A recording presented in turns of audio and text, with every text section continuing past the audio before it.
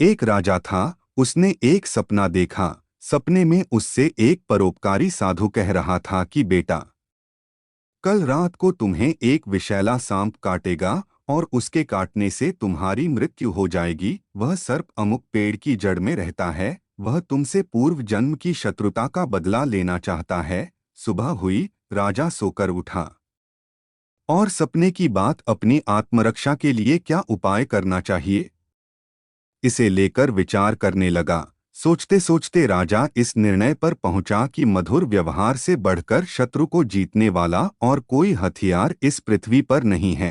उसने सर्प के साथ मधुर व्यवहार करके उसका मन बदल देने का निश्चय किया। शाम होते ही राजा ने उस पेड़ की जड़ से लेकर अपनी शैया तक फूलों का बिछौना बिछवा दिया, सुगंधित जलों का छिड़काव करवाया, मीठे दूध के कटोरे जगह जगह रखवा दिए और सेवकों से कह दिया कि रात को जब सर्प निकले तो कोई उसे किसी प्रकार कष्ट पहुंचाने की कोशिश न करें।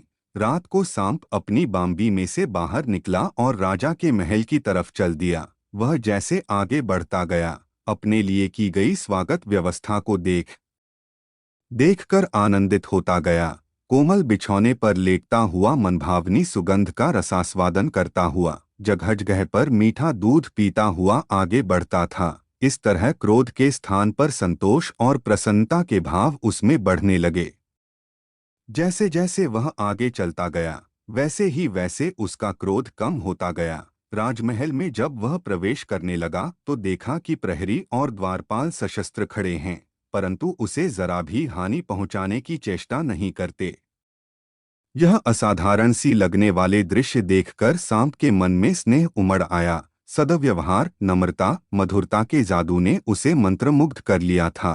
कहाँ वह राजा को काटने चला था, परंतु अब उसके लिए अपना कार्य असंभव हो गया। हानि पहुंचाने के लिए आने वाले शत्रु के साथ जिसका ऐसा मधुर व्यवहार है, उस धर्मात्मा राजा को काटूं तो किस प्रकार काटूं? यह प्रश्न के चलते वह दुविधा में पड़ गया। राजा के पलंग तक जाने तक सांप का निश्चय पूरी तरह से बदल गया। उधर समय से कुछ देर बाद सांप राजा के शयन कक्ष में पहुंचा। सांप ने राजा से कहा, राजन, मैं तुम्हें काटकर अपने पूर्व जन्म का बदला चुकाने आया था, परंतु तुम्हारे सौजन्य और सद्व्यवहार ने मुझे परास्त कर दिया। अब मैं तुम्हारा शत्रु नहीं, मित्र हूँ। मित्रता के उपहार स्वरूप अपनी बहुमूल्य मणि मैं तुम्हें दे रहा हूँ, लो इसे अपने पास रखो। इतना कहकर और मणि राजा के सामने रखकर सांप चला गया। शिक्षा, यह महज कहानी नहीं, जीवन की सच्चाई है। अच्छा व्यवहार कठिन से कठिन कार्यों को सरल बनाने का उपाय रखता है। यदि व्यक्ति का व्यवहार कुशल है तो वो सब कुछ पा सकता है जो पाने की वो हार्दिक इच्छा रखता है।